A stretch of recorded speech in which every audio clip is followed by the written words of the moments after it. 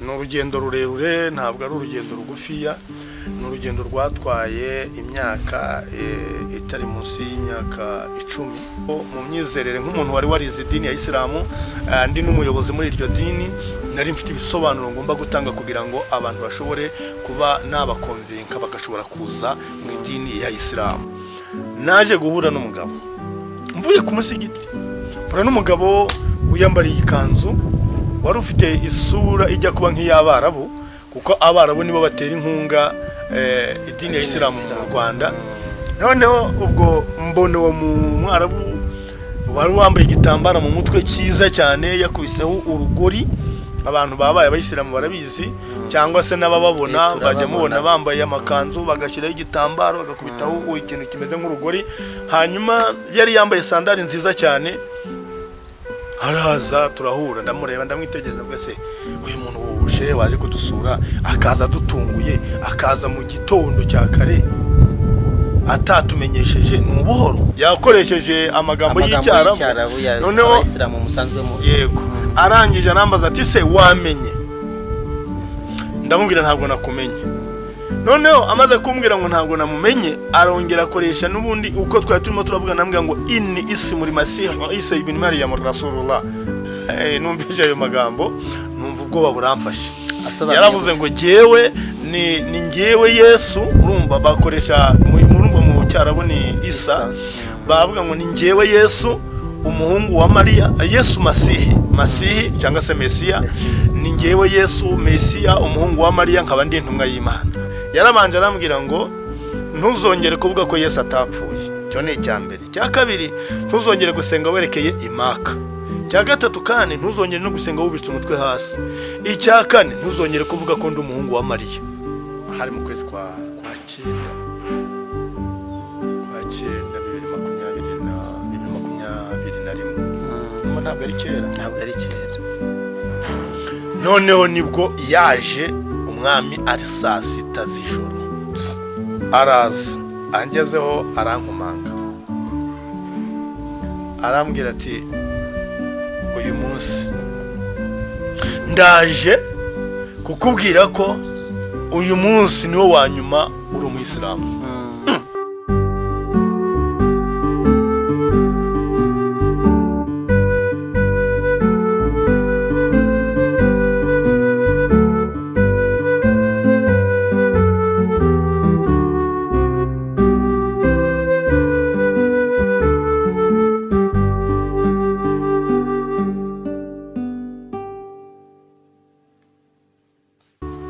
Muvandimwe, twongeye guhurira kuri iyi kamera y'umucyo w'isabato. Nongeye kugusuhuza mu izina ry'Umwami wacu Yesu Kristo, Uwiteka duhana umugisha. Nundi munezero ukomeye cyane kongera kwibona tukiriho, tugimeye ku mwuka w'abazima, kandi Imana ikabiduhaye andi mahirwe yo kongera kuganira ibyayo kugira ngo dusobanukirwe n'ubushake bwayo. Uwiteka ashimwe.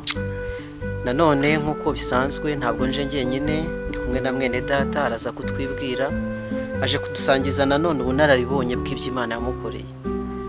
Nabyumviseho gakeya ariko ndatangara cyane, kandi nawe ushobora kuza gutangazwa nuko Imana yitaye ku bantu bayo cyane. Amasezerano y'Imana yuko izakomeza kwihishurira abantu bayo arasohora rwose. Turaza kumva byinshi cyane, ariko mbere yuko tugira ikindi dukora, ngiye kumusaba abanza dusengere, hanyuma tuze gukomeza. Murakoze. Mbere yo gusenga ndabanje kubasuhuza mu izina rya Yesu. Mugire amahoro y'Imana mwese abaduteza amatwi kandi batureba muri uyu mwanya. Hanyuma nitwa Bizimungu ari Yusufu Abdalla, niyo mazina yanjye abantu benshi banziho. Hanyuma rero reka dusenge Imana, hanyuma tuze gukomeza n'ikiganiro, kandi tunejejwe n'Imana ko iduhaye uyu mwanya kuri yicaro. Ni byiza kandi ni by'igiciro cyinshi kugira ngo ubutumwa bwiza bukomeze kwamamara kandi hasohore n'ubundi nk'uko warubihuze ubuhanuzi Imana iba yaratanze kuva kera ko ubutumwa bugomba kugera ku isi yose. Rero bugomba kugera ku isi yose, ikagenda yihishurira abagaragu bayo, ikagenda yereka abagaragu bayo kugira ngo ikomeze kugenda igaragaza icyo ishaka ko abantu bahagarara, umwanya ishaka ko bahagararamo n'uburyo bakwitwara muri uru rugendo rujya mu ijuru. Dusenge mu izina rya Yesu. Data, Mana nzima kandi Imana nziza, wowe twizera izina rya Yahwe icyubahiro n'ikibi cyawe. Ndagushimye rero kuko uduhaye uyu mwanya ukatwemerera kugaragara ahangaha imbere ya kamera izi kuri yicano. Umwami Imana washimye yuko umucyo wawe wakwambuka ukagera kuri benshi ugakwira kuri benshi nkuko duhora dusaba, kugira ngo urumuri rwawe rukwire mu isi yose nyakubahwa mwami, hanyuma umwijima utsindwe kandi icyubahiro cyawe cyonyine aricyo gikomeza kugaragara. Rero tuguhaye umwanya nk'uyu, tuguhaye ikaze mu mitima yacu no muri iki kiganiro kugira ngo dushigikire kandi udutere inkunga, ubanemo natwe kandi ushigikire abaduteza amatwi, abatwumva muri aya masaha muri uyu mwanya, abarimo baratubona nyakubahwa mwami, buri wese nanone umuhe kugira ngo ashobore kwakira uwo mucyo. Izina ryawe nirishimwe.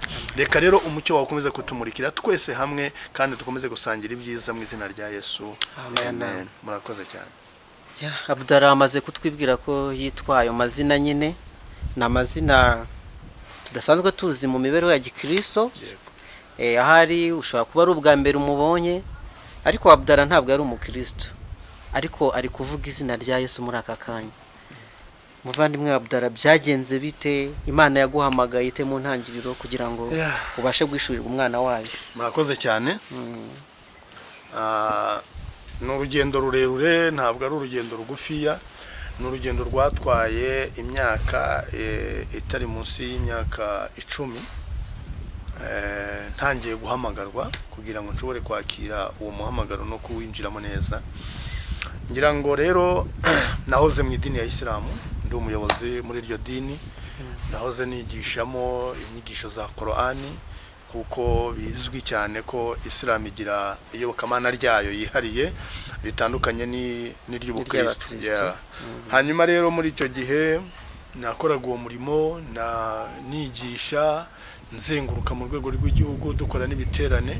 Nyuma rero nibwo byabaye ngombwa yuko nza kwinjira mu kintu kimeze nk'ihishurirwa. Cyantunguye nanjye kuko ntabwo nari nsanzwe mbimenyereye, cyane ko muri Isilamu habamo imyizerere ivuga ko ubuhanuzi n'ubundi butumwa bwose byarangiranye n'intumwa Muhammad. Ubwo rero kubwira umuntu ngo uwo muri Isilamu ngo arahishuriwe, cyangwa se ukabwira abayisilamu ko wahishuriwe, ufite iyerekwa, ufite iby'Imana yakubwiye, ni sakirirego mu idini ya Isilamu. Ubundi uba winjiye mu bintu bibi bishobora kukwicisha. Ishobora kukwicisha ugahabwa igihano cy'urupfu rwose, kubera ko bakubwira ko wagiye muri shiriki. No kuvuga ngo niba ubuhanuzi bwararangiranye na Muhammad, nta wundi ugomba kongera kuvuga ngo arahishuriwe, ntawe ubaho. Rero nanjye byarantunguye, ariko iyerekwa nyamukuru rijya gutangira habanje kujya haza ibintu bimeze nk'ibimenyetso. Ko ndabyibuka ko mu mwaka w'2007 hari mu kwezi kwa 8 ngira ngo urumva ko n'ubuhamya maze igihe utanga yego. Ariko muri ayo mezi hagati aho kuko cyari igihe cy'izuba, urumva ko ni muri ayo mezi cyari igihe cy'izuba riri kuva cyane. Noneho rero twe twakoze igiterane ahantu bita Ikibungo ku cya Semakamba, no twe twakoreye igiterane. Muri icyo giterane rero twaragikoze, twari dufite inyigisho twagombaga gutanga. Hanyuma muri izo nyigisho urumva harimo inyigisho ivuga ko abizera Kristo Yesu bakamwizera ko yabacunguye, yabapfiriye, batazajya mu ijuru, kandi abari mu idini y'Ubukristo batazajya mu ijuru nabo. Urumva ni bose, abo bose niko baba bizera ko Yesu ari we mucunguzi wabo, birumvikana. Hanyuma tugahamagarira abantu kuva muri ubwo twita ubuyobe bwo gukurikira Yesu nk'umwami n'umukiza wabo. Hanyuma ahubwo bakayoboka idini ya Isilamu yahishuriwe intumwa Muhammad, kuko urumva ko bavuga ko ari we musozo w'intumwa n'abahanuzi, birumvikana. Ubwo rero byabaga ngombwa ko duhamagarira abantu gukurikira iyo nzira. Tukabagira imirongo muri Qur'ani yadushigikiraga ibabwira yuko Isilamu ariyo dini yonyine izajyana abantu mu ijuru, na umuntu utari umuyisilamu akaba atazinjira mu ijuru. Twavugaga kandi ko Isilamu ariyo dini yemewe imbere y'Imana. Ni ijambo riba muri Qur'ani rivuga ngo inna Allah al-Islam, inna dina inda Allah al-Islam. Ngo ngo idini yemewe imbere y'Imana ni Islam. Ubwo umuntu rero w'umuyisilamu wumvishe amagambo nkayo ngo ina dini, akumva ko mu by'ukuri idini ya Isilamu, idini ina dini inna Allah ari Isilamu, akumva ko iyo dini ariyo dini yonyine. Ndetse muri Korani akabonekamo amagambo avuga ngo uzashaka indi dini itari iyo ibikorwa bye ntibizemerwa. Urumva rero mu Isilamu bihagazemo neza, rero ahita yumva ko nta yindi dini nimwe. Hanyuma rero urumva ko mu myizerere nk'umuntu wari warize idini ya Isilamu, ndi n'umuyobozi muri iryo dini, nari mfite ibisobanuro ngomba gutanga kugira ngo abantu bashobore kuba nabakonvenka bagashobora kuza mu idini ya Isilamu. Hanyuma rero nagombaga kuvuga ikindi kintu, urumva twabaga turi benshi dufite ibiganiro turi butange. Mu biganiro rero nge nagombaga gutanga harimo ikivuga yuko Yesu atapfuye. Uravuga cya giterane mwakoze muri cya giterane? Yego, muri icyo giterane ni igiterane bita muhazara. Abayisilamu barabizi n'abatari abayisilamu barabizi. Mihazara ikorwa hani, ibiganiro bikorerwa hanze, bakajya impaka bakaganira ku buryo bukomeye. Ubwo nk'umwigisha wari ufitemo ibyo ndi byigisho ugomba gutambutsa. Mu byigisho nagombaga gutambutsa rero harimo ikivuga ngo Yesu ntiyapfuye. Yesu ntiyapfuye. Kurumva ko mu ngingo zikomeye cyane abakristo bizera harimo urupfu rwa harimo urupfu. Urwo rupfu rwe rero abantu kuba umuntu hagarara akavuga ati ngewe ndabyemera, urupfu rwe niko rwankijije, nirwo rundokora rukamvana mu byaha, twebwe twavugaga yuko urwo rupfu tutigeze runabaho. Urumva tukavuga ko Yesu yaje mu isi akazamurwa mu ijuru atanapfuye. Abayisilamu bizera ko Yesu yagiye mu ijuru. Barabyizera kandi banizera ko azagaruka. Yego rwose. Bizera ko azagaruka. Hanyuma rero ngewe icyo kiganiro, ibiganiro by'abandi byaratambutse. Hanyuma ngewe mpaguruka ngiye gutanga ikiganiro, ubwo ni 2007, kivuga ko Yesu atapfuye. Igihe nari ngihaguruka rero mpagaze imbere maze gufata na mikrofone, nibwo haje ikiganza cyaturutse mu kuboko kw'iburyo kiraza gihita gipfuka umunwa. Mu gupfuka umunwa muri uwo mwanya numva sinzi ibintu bimbayeho, mpinduka umuntu udashoboye kuvuga birananira. Nongera ndasubira ndicara, maze kwicara abandi bakomeza ibiganiro biremera, ibiganiro birakunda, barabikora binararangira. Noneho bambaza uko byagenze, mbasobanurira uko nabibonye, baravuga bataburana abanyakibungo tubakugendeye bakuroze bira. Bivuze ngo ibyo wabibonye wenyine? Nge nyine. Ubwo barambwira bati na barozi w'ikibungo barakuroze buriya. Buracya mu gitondo ku munsi wa kabiri. Noneho ikiganiro cyagombaga gutangira saa 10 nyuma y'isengesho rya bita abayisilamu bakunda kwita ngo isengesho rya Asiri, ni riba mu masaa 9. Ni rya saa 9. Asiri mu gitondo ni alfajiri. Hanyuma muri icyo kiganiro twari twinjiyemo nanone nagombaga n'ubundi gukomeza gutanga cya kiganiro. Noneho rero urumva izuba ryaravaga nkuko nabivuze, hari mu kwezi kwa 8. Hanyuma ngewe mfatwa n'umushyitsi ndatengurwa. Imbeho iramfata. Imbeho yaramfashe ku buryo bukomeye cyane. Imbeho rero imaze kumfata, ubwo biba ngombwa yuko urumva nagombaga guhita mba mu kiganiro. Baragenda bankira ahantu njyame manze ntuze, numva wenda wagira ngo ni malaria yamfashe. Nta malaria yarindi, kuko ibiganiro byose byararangiye, igiterane kirarangira neza, nta jambo na rimwe mfashe. Bibi bintu rero bikomeye. Nyuma yaho rero byabaye ngombwa ko habaho ko ntangira ibirego Kigali mu buyobozi bukuru bwa Isilamu n'imiryango twakoreraga. Biba ngombwa ko njya kwisobanura, kavuga nanjye ibyambayeho ntabwo mbizi, ntabwo nzi ukuntu byagenze. Birangiye baravuga bati okay ntacyo, va mu biterane, jya guhagararira idini mu turere ahantu bazajya baragutuma ugende ube umubwiriza butumwa, ariko uzajya urakorera ku misigiti. Bivuze ngo n'ubundi abayobozi nabo batangiye gushidikanya ku imyitwarire wagize muri aho ngaho. Baravuze batese bishoboka bite ku muntu usanzwe akora ibiterane, usanzwe gukora ibiterane, usobanukiwe neza inyigisho z'idini ya Isilamu na Bibiliya twarasomaga, nta buryo nta jambo na rimwe washoboraga kubaza kugira ngo dushakemo igisubizo tukiburi. Nk'uwo wize idini ya Isilamu uzwi ku izina rya Shehe, kukuvuga ngo yagiye guhagarara imbere y'abantu arangije afatwa akabura ikintu avuga. Urumva ni ikintu gikomeye cyane. Baba bamvanye mu biterane, ntangira guhagararira imisigiti, n'ubwo ngo nkuko mubona no mu yandi madini bigenda imirimo y'inshingano z'ubuyobozi kuruta kubwiriza. Noneho rero ubwo no kuvuga ngo naragiye rero n'ubundi nkorera mu karere ka Ngoma. Nkorera mu karere ka Ngoma rero mu ahantu bita Ijarama mu murenge wa Jarama niho hari umusigiti nagiye kwicaraho abariho nkorera ibwiriza butumwa icyo gihe. Noneho muri iyo minsi ndi kubwiriza nateguraga inyigisho nk'uko uri kubona n'uyu mwanya mfite agapapuro hano imbere yanjye nk'aka ngaka.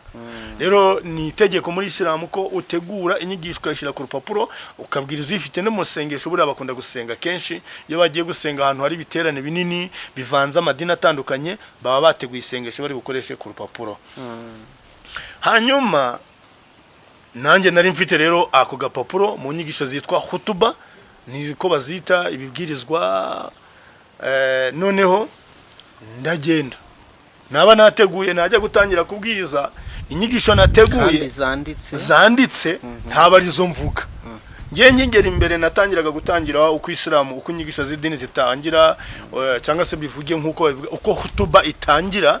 Noneho nkayitangira neza nkayisoza. Narangiza gusoza uko inyigisho itangira igihe cyo kwinjira mu nyigisho muri hutuba ya nyayo mu kibwirizwa cya nyacyo. Noneho nkumva ubwonko bwanjye basa n'ababukozeho. Ibyo nari ngiye kuvuga ntaba ari byo mvuga. Ntangira kuvuga ngatangira kuvuga imbaraga za Yesu, ngatangira kuvuga gukomera kwa Yesu, ngatangira kuvuga icyubahiro cya Yesu, ngatangira nkavuga ngashiduka nanjye nsoje inyigisho nanjye nibaza ibyo nahoze ndavuga bikanyobera. Rero bituma abantu batangira gusakuza bati mwaduhaye umupasiteri ntabwo ari umushehe, ntabwo ari umushehe mwaduhaye n'umupasiteri. Baragenda bakabyumva bakampamagaza nkagenda nkabereka inyigisho nabaga nateguye ku buryo bamwe batangiye kujya batekereza ko nshobora kuba nasaze muri icyo gihe. Noneho muri iyo minsi urumva ubwo ni mu 2000 byari bigeze 2008. Noneho rero 2008 birazamuka, 2009 birazamuka, biraza bigera muri 2010 ndacyakorera mu ntara z'Iburasirazuba. Ubwo niko bikingendekera, ariko kindi gihe nkagirirwa ubuntu inyigisho nateguye akaba arizo ntanga, ariko hakaba n'igihe bintunguye izo nateguye ntaba arizo mvuga.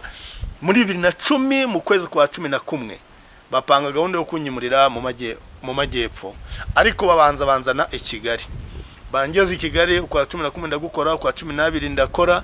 Mu kwezi kwa mbere banyohereza mu ntara y'amajyepfo njya gukorera mu karere ka Ruhango. Ndahabona yego. Ngeze mu karere ka Ruhango rero narahabaye nk'umuntu bari woherejeyo. Nagombaga guhangana n'amatorero aya katolike yari hepfo, abadivandiste bari harya mu ntuzamo igitwe, hanyuma aba protestanti ruguru haruguru mu bice byaho zari zakibuye n'ahandi. Ahijya nari nkikijwe n'amadini menshi y'abakristo, ku buryo rero ngiye nagombaga guhangana n'ayo madini kugira ngo tubone abantu binjira idini ya Isilamu. Nasabwaga gukora ibiterane byinshi bishoboka kugira ngo abayisilamu biyongere muri ako gace. Rero mu kwezi kwa gatatu ku itariki ya 11 ari mu gitondo mvuye mu isengesho ryitwa Alfajiri, niryo sengesho rya mu gitondo, naje guhura n'umugabo mvuye ku musigiti. Pura n'umugabo wiyambariye ikanzu wari ufite isura ijya kuba nk'iy'Abarabu, kuko Abarabu nibo batera inkunga idini ya Isilamu mu Rwanda. Noneho ubwo mbone wo mu Mwarabu wari wambaye igitambara mu mutwe cyiza cyane, yakubiseho urugori. Abantu babaye abayisilamu barabizi, cyangwa se n'abababona bajya mubona bambaye amakanzu bagashyiraho igitambaro bagakubitaho ikintu kimeze nk'urugori. Hanyuma yari yambaye sandali nziza cyane. Araza turahura, ndamureba ndamwitegereza, ndavuga se uyu muntu Shehe waje kudusura akaza dutunguye, akaza mu gitondo cya kare atatumenyesheje ni ubuhoro. Ntangira kwibaza impamvu zabyo, kuko hari igihe batunguranaga yego, ariko mu gitondo ntago byashobokaga kuba hagera mu gitondo. Noneho rero igihe ngishidikanya kuri ibyo bintu, abaraje aransohuje aravuga ati assalamu alaikum wa rahmatullahi wa barakatuh. Ndamwikiririza nti wa alaikum salam wa rahmatullahi wa barakatuh. Aramaza ati amakuru. Ndamubwira ni meza mu Kinyarwanda.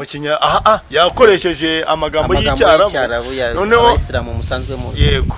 Arangije arambaza ati se wamenye? Ndamubwira ntabwo nakumenye.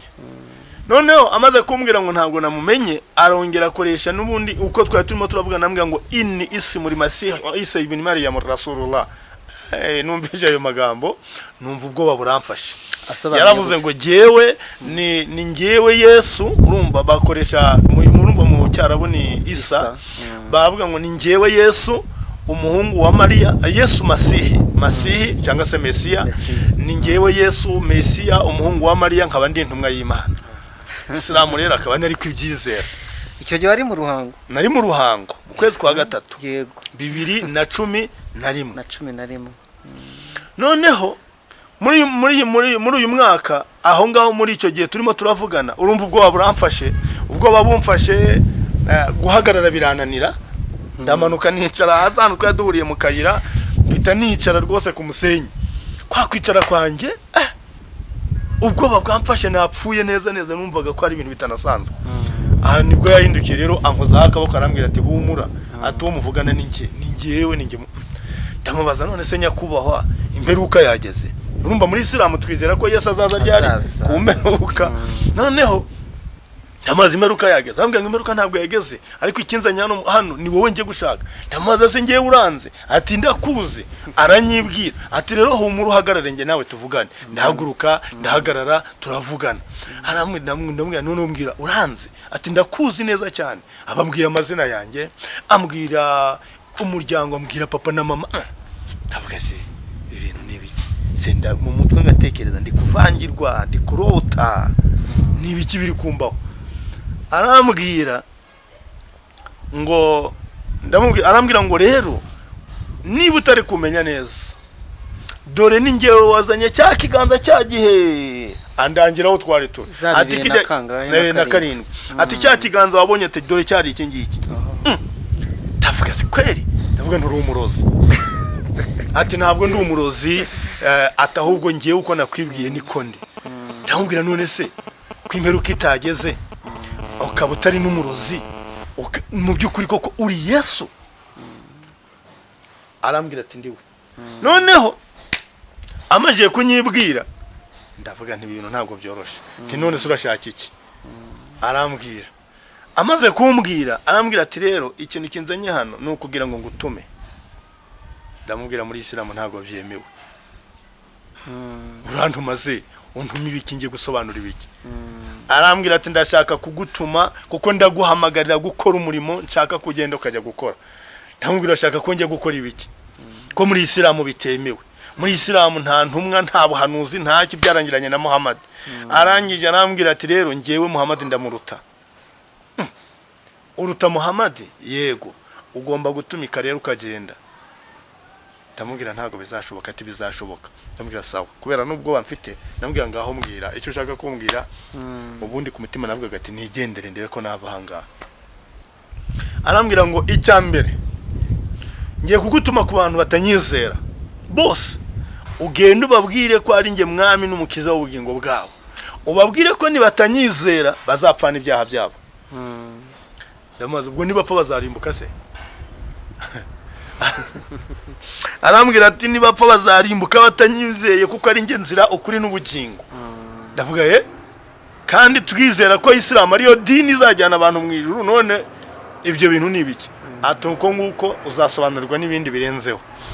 Arambwira icya kabiri, ugenda umbwirira abantu bavuga yuko banyizera, bavuga ko banyemera, ubabwire bankure ku minwa kuko uburyo banyizeramo abenshi muri bo ni uburyo butari bwo. Bankure ku minwa rero bashyire ku mitima yabo banyizere by'ukuri. Ahita amana ibisobanuro, arambwira ngo benshi uzahura na benshi bazi kumvuga neza, bazi kunyamamaza, bazi kuvuga ko nkora ibintu by'ibitangaza n'ibimenyetso, bazi kumvuga kugusumbya. Abo ngabo ntibazagukange rero kuko benshi babikoreshwa n'amarangamutima yabo n'inda zabo n'ibyubahiro byabo barimo barashaka. Barashaka gushimwa n'abantu kuruta uko bashimwa n'Imana, barashaka kuba bakire bagatunga ibintu byinshi, barashaka no kumenyekana bakaba ibyamamare. Ati ubwo rero wowe ugomba kugenda utandukanye nabo ngabo. Ati kandi uzababwire ko igihe cyo kuza kwanjye kiri hafi. Ndavuga sawa nzabikora. Arangije arambwira ati okay ngaho dutandukanye. Ansezeraho, assalamu alaykum wa rahmatullahi wa barakatuh. Ndamwikirereza nti wa alaykum assalam wa rahmatullahi wa barakatuh. Afata inzira arigendera. Agiye nanjye ndagenda kubera ubwoba.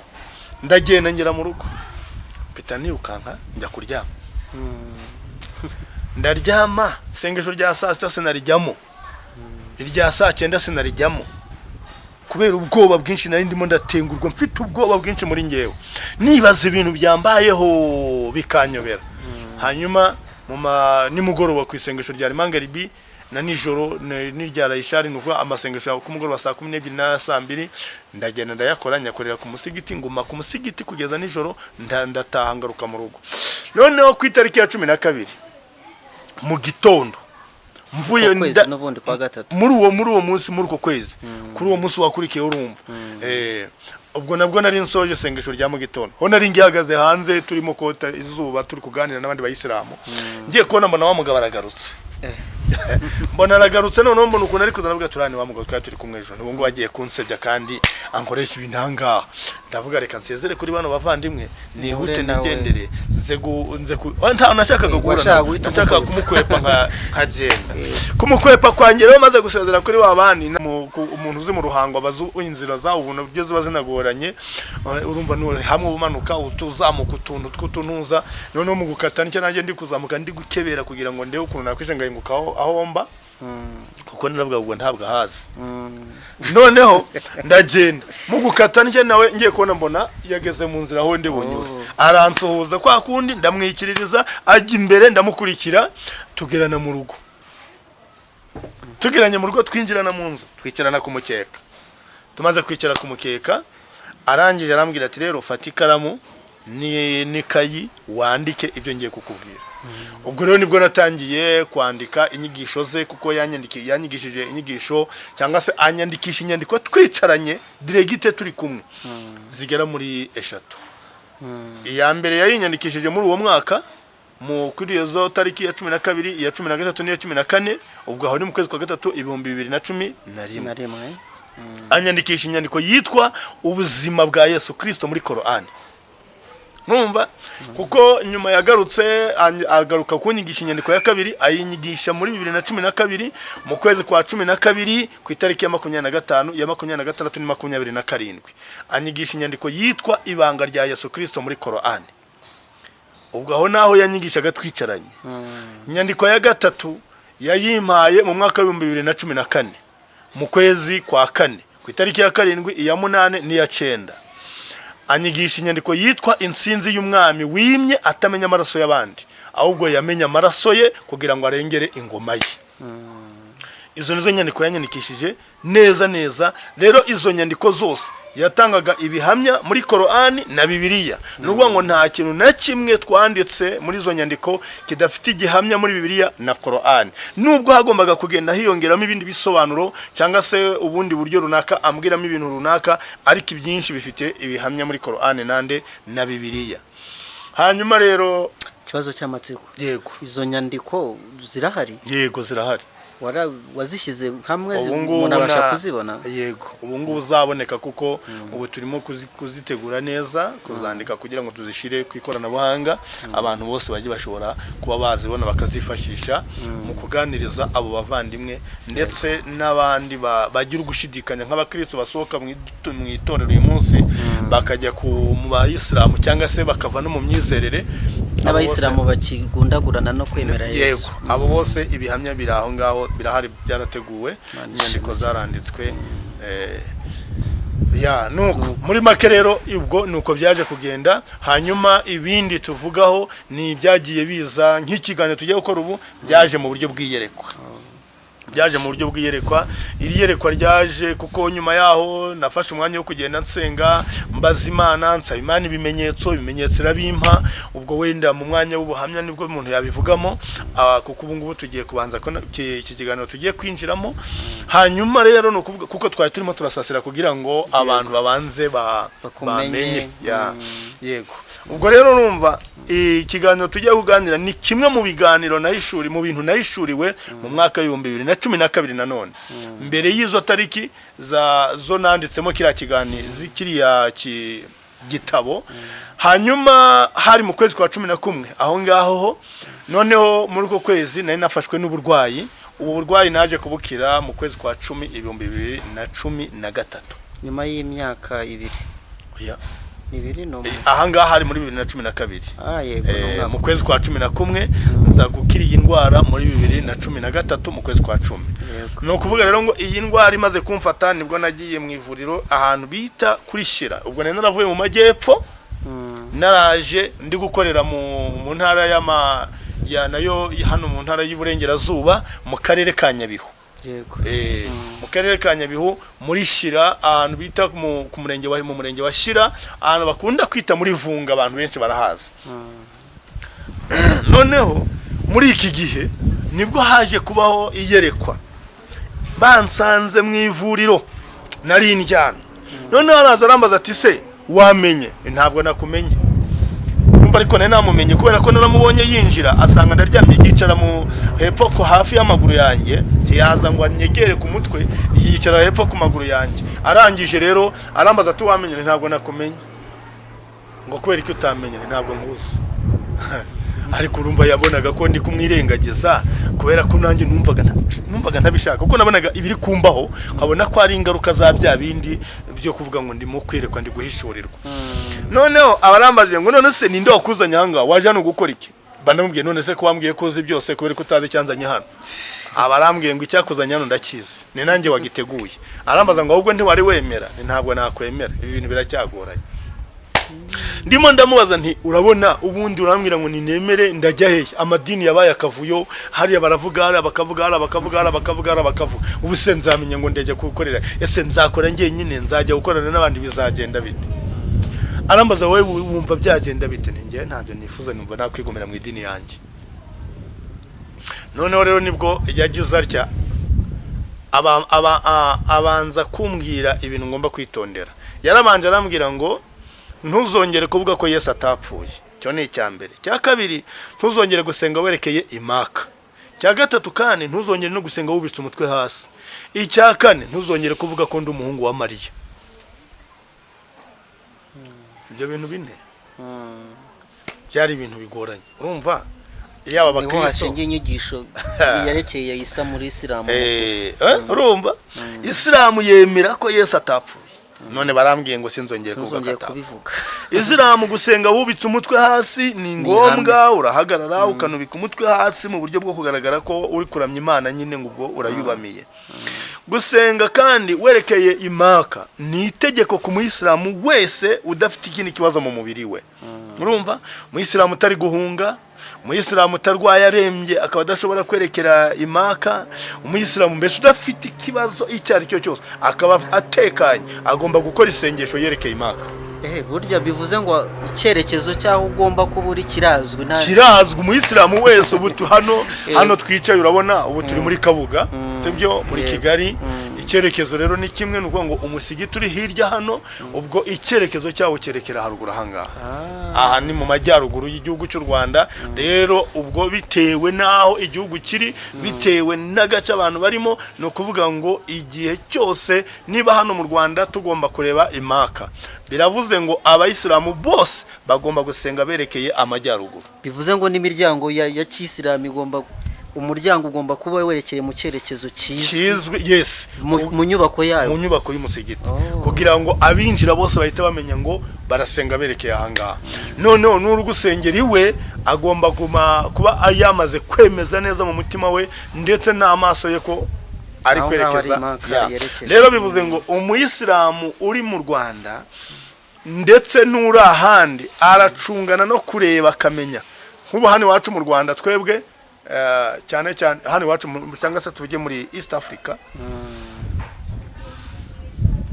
Umuyisilamu agomba gusenga afite izuba rirasiye mu gutwi kw'iburyo rigahengukira mu kw'ibumoso ubwo urumva byanze bikunze n'icyerekezo n'amajyaruguru niyo bita rero kibra mu rurimi rw'icyarabu ni kibra rero urumva ko byari bigoye kugira ngo uzavuge ngo uzakora isengero ntabwo byari byoroshye muvane ntabwo byari byoroshye kandi kubikora byari gukora ibyo ansabye ni ngombwa ariko n'idini nayo ifite ibyo iri kunsaba gukora nari ndi umuyobozi nagombaga kuyobora isengesho anereka abantu aho nerekeye niho bagomba kureba bose kandi wibesha ukadeviya gato ugakata ku ruhande ukabirengaho bahita bakumenya ko ubwo warengereye abayisilamu baragukosora kuko abayisilamu baba bagendera kuri gahunda bazi neza uko zishushanyije hanyuma rero ikindi kuvuga ko Yesu atari umuhungu wa Mariya nacyo ni ikintu gikomeye, kuko Isilamu ikoresha cyane umuhungu wa Mariya, kandi na Bibiliya yemera ko Yesu nyina ari Mariya. Kubihakana rero kuvuga ngo ntabwo ari byo. Okay, ariko ndashima ko ntabwo yabimvanyemo atyo gusa ngo narangiza yicecekere, ahubwo yaje kumpa ibisobanuro byabyo, nza kumenya impamvu Mariya atari nyina wa Yesu, ahubwo nkamenya ko Mariya ari inzira Yesu Kristo yanyuzemo. Nza kubisobanurirwa, ndabimenya neza ko ari we nzira Imana yashimye ko Yesu cyangwa se agakiza kanyura kuri Mariya. Mariya rero abinzira, atubera inzira twese kugira ngo agakiza gaceho katugereho twebwe twese, cyangwa se mu buryo bw'ikigereranyo yampaye. Iri naryo ni ikindi kintu, kuko byose uko ari bine bisobanurira rimwe iyo biri ngombwa, ariko hano ntabwo ndi bubisobanure muri uyu mwanya, kereka tubonye umwanya tugakora ikindi kiganiro. Ariko noneho aza kumbwira ko we nimba udashoboye gukoresha ijambo inzira, wakoresha ijambo itiyo ricyamwa amazi. Umuntu ashobora gufata abantu bohereza amazi mu bice bitandukanye, bakoresha amatiyo.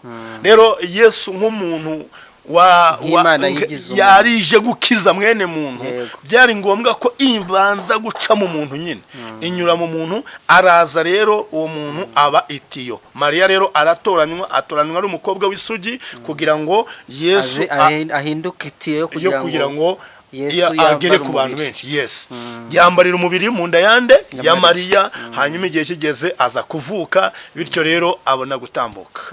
Ubwo rero Mariya aba inzira cyangwa se aba itiyo ryayoboye amazi ahembura abantu benshi bakashira inyota bari bafite. Nguko ukuntu byagenze. Mariya rero nawe nuwo kuba yubahwe mu mwanya we. Yubahwe n'ukuri. Yego, ni umubyeyi mwiza, yarumviye Imana, aravuga ngo igushaka kw'Imana kumbeho nta kibazo. Imana ishimwe rero. Hanyuma rero akomeza kumva ibisobanuro. Ubwo ibyo nsobanuye nyumvisha neza, yampaye imirongo myinshi muri Bibiliya hano, nza kubyumva. Icyo nibiba ngombwa wenda kugira ngo tuze gukora abantu muri jijo, twagakora akaganiro gatoya wenda tuze kuboneka, hanyuma bakazateguzwa bakazakabona ukwako nako wenda bibaye ngombwa. Sawa, Imana ishimwe rero. Nguko uko bihagaze muri iryo yerekwa. Noneho nibwo yaje gusa n'unkora ku maso, amaze kumbwira ibyo bintu, ankoze ku maso ninjira mwiyerekwa. Nibwo rero naje kubonamo ibintu byinshi, mbonamwo abashumba, abapasiteri, abari abantu bafite amazina ya ba bishopo, ba apotre, ba profete n'andi mazina atandukanye. Bambwira ibintu bitandukanye cyane, bambwira ibintu byinshi. Mbona uburyo abantu bagiye bagenda bakajya kwaka imbaraga, bakajya gusaba imbaraga kugira ngo bashobore gukora bya bimenyetso n'ibitangaza. Yego, noneho ngo bituma abantu benshi bashobora kubararuka, bakaza babegera, ntibarebe kuri Kristo, ahubwo bagatumbira abantu babakorera ibitangaza, bababesha ibintu, bababwira ibintu bagiye kubona. Abantu bararurwa n'ibyo bintu, noneho bituma abantu bavana umutima kuri Kristo, bakomeza kuberekeza kuri barabantu. Kabone n'ubwo ibyo bitangaza byose bikorwa mu izina rya Yesu, ariko mu by'ukuri nge naje kumenya neza ahantu ibyinshi bakoresha aho bituruka. Kimenyimenye nuko uzasanga abantu benshi bakunda kubikora, benshi babishakira n'amafaranga, ntabwo batandukana n'ikintu bita ifaranga. Ubwo rero ibyo byose ndabimenya, hanyuma rero nibwo naje kubona ikintu bita isabato. Yenda tutarinjira aho hantu, urumva n'urugendo rurerure rurimo no kujya impaka na Yesu, akwihishurira, mubwira uti igisi cyo gihe urashaka kumbuza umugati. Yenda mbivuze mu mvugo yanjye, ariko bisa nabyo. Oya, ni bisa nabyo, kubera ko urumva nakoraga mpembwa ku kwezi, kandi kwinjira muri ibyo bintu ngo namayerekwa n'ubutumwa ngiye gutanga ahantu, urumva ntabwo nzongera kubona ya mafaranga. None mukuri, kugira ngo uve ku kejo ufate icyemezo cyo gukurikira Yesu mu buryo bw'imaze utangire kubihamya, byabaye biti?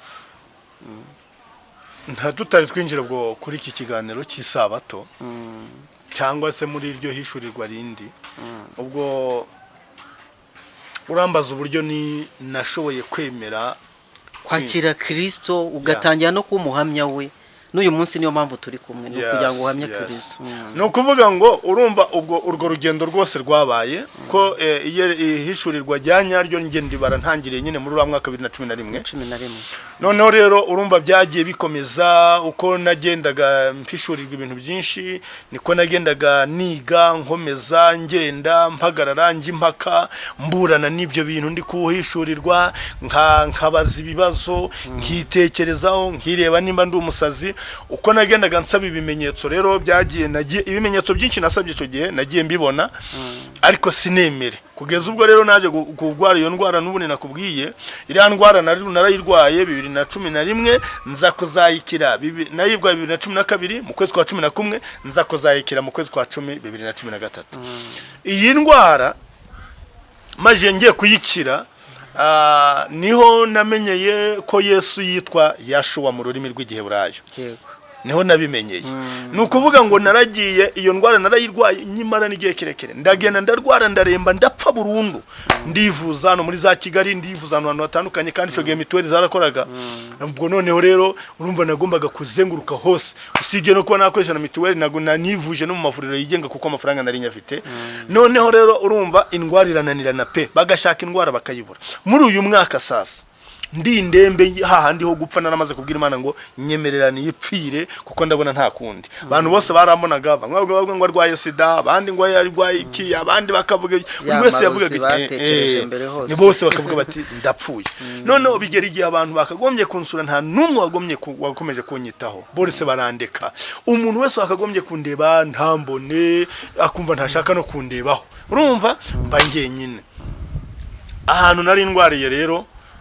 Byabaye ngombwa yuko mva aho hantu mpavanywe n'umuntu waje aravuga ati ntabwo ari byiza ko mukomeza kugumana umuntu ugiye gupfa ngo mumugumana hanga, mujyane kwa muganga, azagwe kwa muganga. Banjyana kwa muganga n'ubundi urumva narivuje ngiye narihebye, ntagikeneye no kongera gusubira kwivuza kuko indwara bari barayivuze. Muri uyu mwaka muri iki gihe rero bancubije kwa muganga kubw'imbaraga, banshyira ku umumotari, banateze n'imodoka ye, bashyira ku umumotari kuri moto, banzirikana n'umumotari anjyana kwa muganga, amvaniraho kwa muganga, banshyira mu bitaro barigendera. Urumva mwijoro rya kabiri ndaye kwivuriro haje abantu, ubwo akangaka hari impamvu nkavuze, ntugire ngo wenda nibagiwe ko warumbagije uko naje kuva kwizima. Noneho icyo gihe mwijoro rya kabiri, kuko indwara nabo bari bagerageje, bavuga ati se arwaye iki, basaba ibipapuro tivurijo bakareba bagasanga reka da nta ndwara igaragara. Nabo bafata ibizamini, baragenda barareba, barategereza barebe uko bizagenda, baraheba. Noneho mwijoro rya kabiri narayaho ngaho,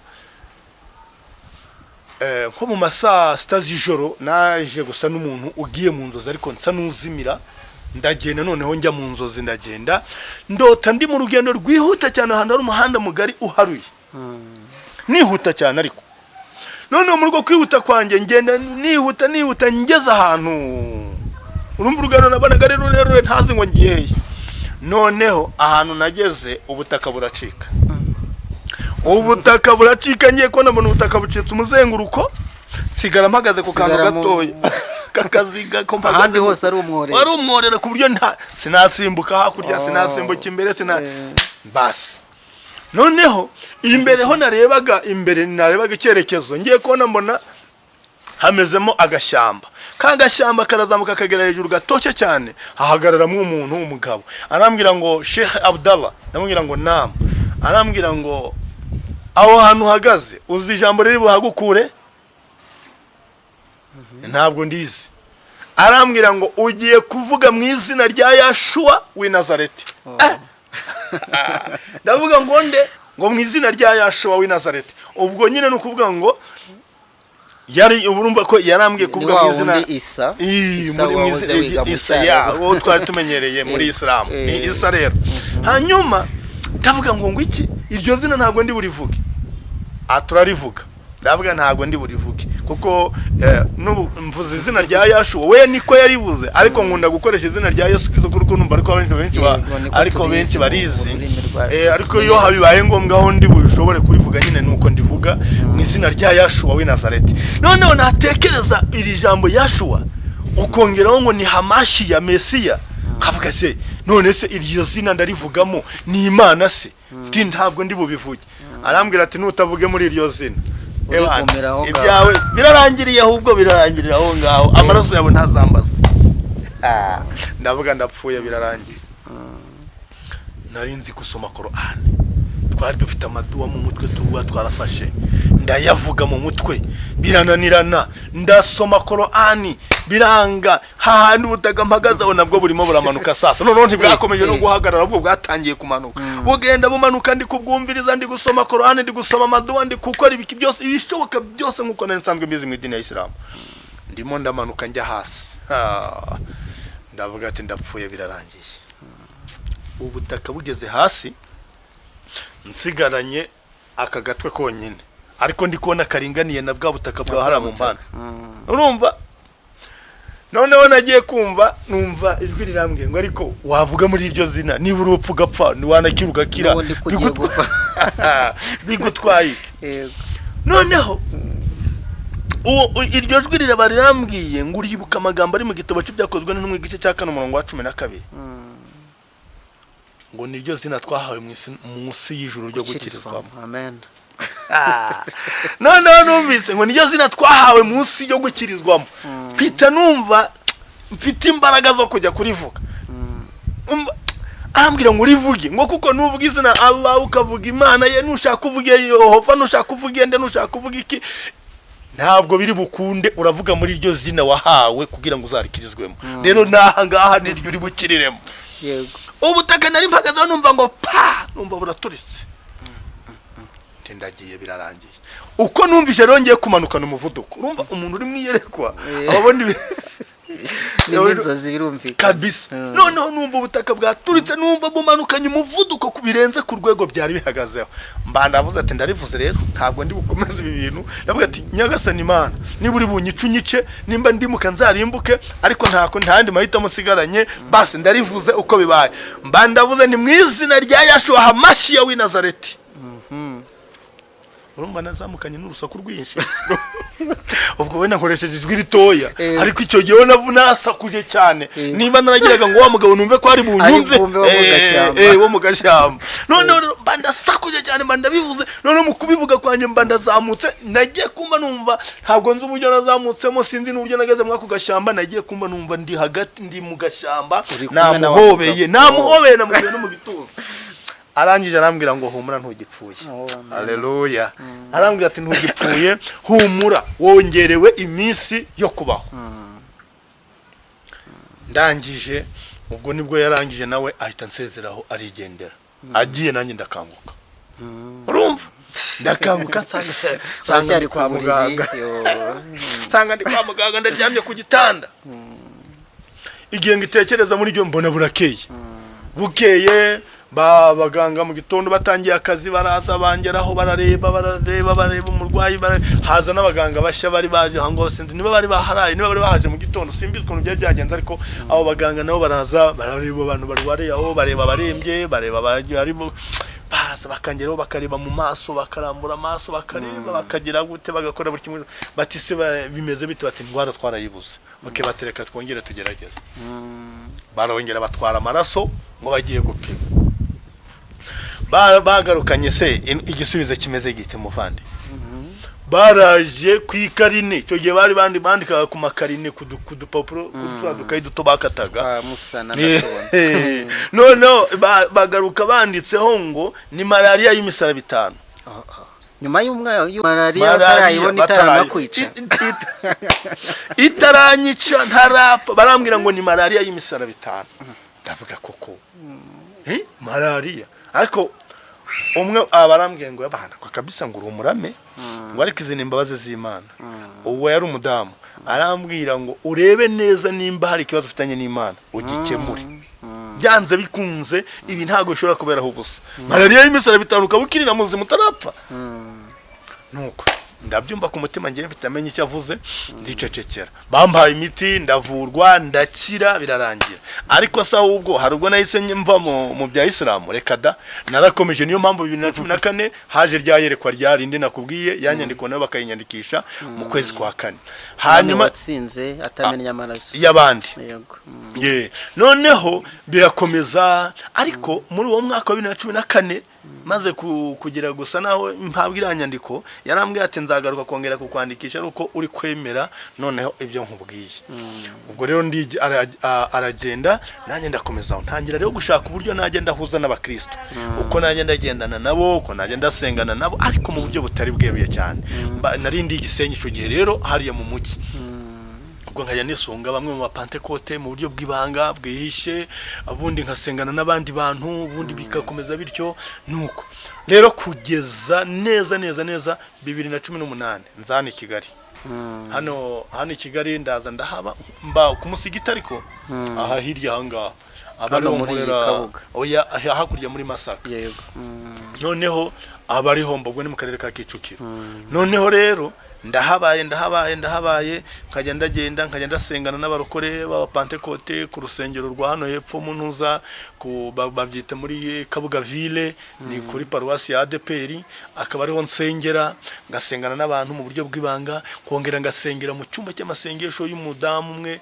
wari ufite amasengesho nawe wari umupantekote arazwi cyane hano muri Kabuga nanone ngasengera iwe narangiza nkigendera ngakomeza mbese nkiri mu bintu by'ibanga rero nyuma yaho gato corona ejo bundi corona irangiye nibwo hari mu kwezi kwa 9 2021 numva ntabwo ari kera noneho nibwo yaje umwami ari saa 6 z'ijoro nari ndi mu karere ka Rwamagana urumva hari amazi iminsi mikeya bampaye kuyobora umusigiti muri ibyo bice bya Rwamagana hakurya hariya yego noneho ndi mu nzu y'umusigiti ariko nkaba narakoraga ibwiriza butumwa rya Kristo mu banga nkagenda mganiriza abantu mbabwira ibya Yesu kubera ko numvaga ko byanze bikunze ijyayerekwa rifite imbaraga numvaga rimaze kugira imbaraga muri nge kuko nari maze kubona ibimenyetso byinshi cyane nkagenda nganiriza abantu rero mu buryo bw'ibanga ariko ngakomeza n'inyigisho z'idini ya Isilamu nyine rero habaye mu masaa 6 z'ijoro araza angezeho arankomanga arambwira ati uyu munsi ndaje kukubwira ko uyu munsi niwo wanyuma uri umuyisilamu ndavuga ngo niyo tariki ya nyuma uri umuyisilamu ukwiriye guhaguruka ukava muri ibi bintu ukajya gukora umurimo naguhamagariye gukora ndavuga ngo ukwiriye guhaguruka ukava muri ibi bintu ugahaguruka ukajya gukora umurimo naguhamagariye gukora ndangije navuga ahita ambwira ngo ugiye guhaguruka wandike ibaruwa ambwira n'ukuntu ndi bubyandike ambwira n'ibintu ndi bugenda ashiramo nurangiza ayo mabaruwa uyatange uyaha abayobozi b'idini ya Isilamu n'abandi bayisilamu bose amabaruwa yo gusezera yego ndangije rero ndakanguka ndandika n'ikaramu urumva nta aho ngaho nari nta mashini nari mfite ndandika n'ikaramu ndangije kwandika n'ikaramu ndandika ibyo ambwiye ndangije bukiye mu gitondo oya muri ayo masaha arangije kugenda ambwira ati sawa tubwo birarangiye ati kora icyo nkubwiye gukora ndamubwira ndise ko uri kumbwira ngo nimpaguruke nahanga ndi gukora uyu munsi sindatangira guhembwa nta mafaranga mfite kandi cyo gihe koko nari ndi mu bushomeri noneho bukakaye hahandi bari bambwiye ngo ninge gukora n'ubundi ngo bazampa amafaranga bazampemba ku kwezi ariko amezi nari mpamaze ntabwo nari nabonye n'igiceri na kimwe ubushomeri bwari bumere nabi nari mfite inzara namubwira ati urambwiye ngo nimpaguruke mva hano bizagenda bite arambwira ngo kora ibyo ngusabye gukora ibisigaye bindekere urumva nari ndimo yari umusigiti ndabyuka ndamaze kubyandika mpamagara umuvandimwe umwe mu bo twari dusanzwe tuganira ndamubwira wana mukuru wanjye yansuye kuko nakundaga kubabwira Yesu nkabivuga mukuru wanjye. Yego. Ndababwira rero mukuru wanjye yansuye. Mukuru wawe yagusuye ngo yakubwiye iki? Ndamubwira, arangije arambwira ati sawa, ati rero ibyo yakubwiye shira mu bikorwa, nta kundi byagenda, ubwo azakurinda nyine. Ati sawa. Ndabyuka mu gitondo njya gushaka ahantu hari mashine, ndaza mfata ya nyandiko ndiyandikira, ndandika ndabisoza ndabirangiza. Banegereye umugabo umwe w'umudivandisi w'umunsi wa karindwi, nawe wakundaga kumva ibiganiro byanjye uko twagendaga tuganira n'abantu bari aho ngaho, twakoreraga n'ikiganiro imbere yiwe aho acururiza. Yari umukuru w'itorero. Noneho mba ndamubwiye uko byagenze, ngo none se ngo ibyo bintu ukoze nizo nyandiko washishoje neza? Ntinashishoje neza, mukuru wanjye yambwiye ngo ninde kure. Arambwira ngo none se kukase ishami uryicaye hejuru, urumva uri bubigenze? Ndamubwira ati byarangiye. Igihe nakomeje gucerembera ni kera nkubitaye ino ngaruka ngi bumoso ngi buryo ngera oya, uyu munsi ni byarangiye. Nubwo uwambwiye gukata iryo shami natansa mariguye azandeke nsandare, nta kundi byagenda. Arambwira ati yebana kabisa, ngaho gira amahirwe Uwiteka abana nawe, nta kundi biri buze kugenda. Nguko ukuntu rero nasohotse, ndangije ndandika amabaruwa ndaza ndayohereza, ayaciye kuri WhatsApp, ayo nona niyohereje ku giti cyanjye nashize mu mabahasha, naguze amabahasha ngagenda ndohereza abo ntafite nimero za telefone. Amabaruwa nyakwirakwiza mu Bayisilamu, noherereza Abayisilamu mu buryo butandukanye, yemwe harimo aho nashiraga no ku mabisi nkandikaho amazina n'ahantu bagomba kuyashira. Urumva? None ubwo baragenda barasoma mu masogo, nta misi myinshi yashize. Umunsi wa mbere zaratanzwe, izagiye kuri WhatsApp, izagiye hirya no hino. Ku munsi wa kabiri nagiye kumanuma, barampamagaye bati banguka ku musigiti. Urumva? Ndaza njya ku musigiti, mpageze nsanga inteko yateranye. Umusigiti uruzuye Abasilamu, abayobozi bamanutse bavuye mu rwego rw'igihugu, baje barahagera. Kandi ikintu gikomeye ntabwo ari cyoroshye, ntabwo byari byoroshye. Bahamagaye kandi inzego z'umutekano za leta, bahamagara abayobozi mu murenge, bahamagaza abo ku kagari, bahamagaza no ku mudugudu. Ndagenda mpageze nanjye ukuntu nari nimereye, kuko ntabyo nari niteguye, nari meze nk'umushomeri, sindi ibyo nari nibereyemo. Nuko ahubwo ngiye kubinjiramo, mbona ni inteko. Ndavuga Nyagasani Imana unshoboze, nimba birashoboka iki gikombe kindenge kabisa, ndabona birenze. Ariko numva ijwi rikumbwira ngo komera. Ndaza rero barambaza bati ibi bintu twabonye, inzandiko wanditse ni wowe waziyandikishije cyangwa bagutumye? Ni ngiye wabikoze. Ibi bintu wavuzemo se ni wowe wabyibwiye cyangwa barabikubwiye? Ni ngewe, nta wundi muntu turi kumwe keretse uwampishuriye ibyo ngibyo. Baravuga bati abo ni abadayimoni, ni amajini yakwegereye, waravangiwe n'imyuka mibi. Ni nta kibazo, ngewe cyo nzi nuko atari imyuka mibi, nti wa wundi mwita Isa niwe waje arampishurira, ambwira ibyo ngomba gukora. Yanyeretse ko Isilamu atari yo nzira y'ukuri n'ubugingo, yanyeretse ko atari izajyana abantu mu ijuru, ahubwo ambwira ko ari we nzira, ukuri n'ubugingo, nkuko Bibiliya ibivuga, nkuko na Korani byemeza, tukaba twarabihisha Abayisilamu. Bati ibyo bintu uvuga, ndavuga. Barangije bati iyi nyandiko uri kureba iragucisha umutwe, ni nta kibazo. Ubwo bamwe barahagurutse batereka tumukubitira hangaha mu musigiti, shitani nzima.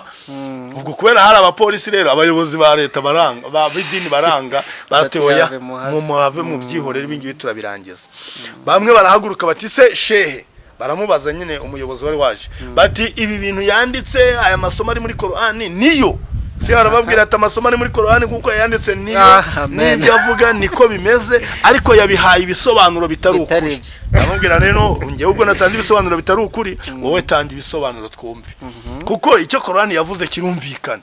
Nimba Korani yavuze ko Yesu ari intumwa y'Imana, ikavuga ko ari ijambo ry'Imana, ikamamaza ko ari umwuka w'Imana Imana yohereje muri Mariya, wowe urabiha ibisobanuro tubwire ko ari ibiki? Kandi Korani yabyemeje ko ibibyemeza niko ibivuga.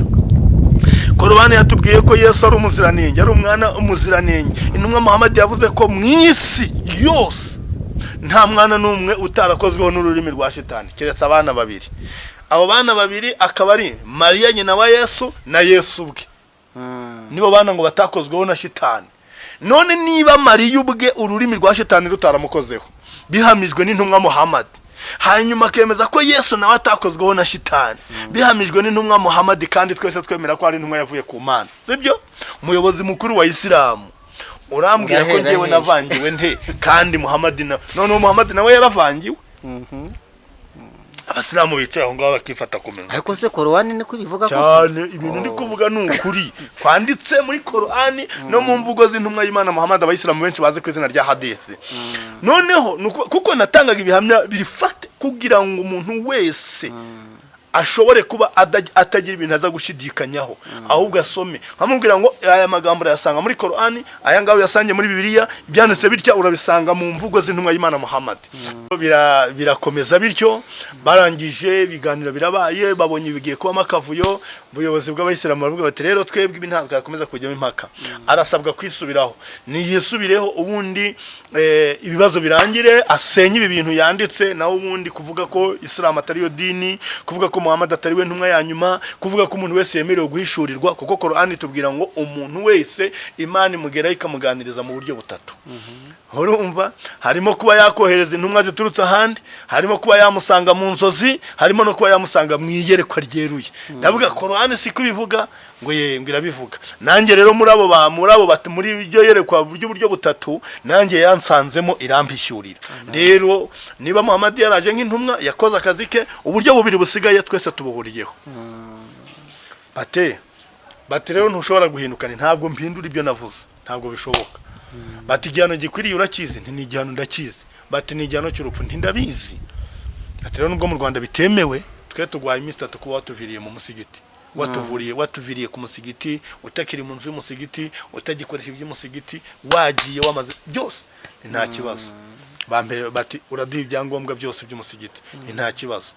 Hanyuma ubwo urumva barangije bahita basaba ubuyobozi bwa leta, batuye umuntu twebwe turamuciye, ikindi ntiyemerewe guhuza abantu babiri, ntimuzamwemerere nahuza abantu babiri bakabahamagara muzamufate mumufunge.